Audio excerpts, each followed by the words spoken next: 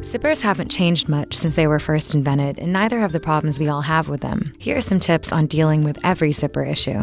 The most common problem with zippers is when they get stuck. Once you've ruled out fabric trapped in the zipper, you can try lubricating the teeth. Take a graphite pencil and rub the tip on the zipper's teeth closest to the slider. Graphite is a great dry lubricant and should help smooth things out a bit. If a pencil doesn't work, try swabbing the area with a Q-tip coated with other lubricants like petroleum jelly, bar soap, or olive oil. Then jiggle the zipper to work the lubricant into the teeth. If a zipper isn't closing properly or separates after it's zipped up, a graphite pencil may also do the trick by lubricating the teeth and smoothing out any burrs. Also, check to make sure none of the individual teeth are displaced. These can be realigned with pliers. If that doesn't work, it may be an issue with the slider, which can loosen up over time. Try closing the mouth of the slider a bit with pliers to ensure that it's catching the teeth and closing them properly. A broken zipper pull can be easily replaced with a paper clip or a key ring.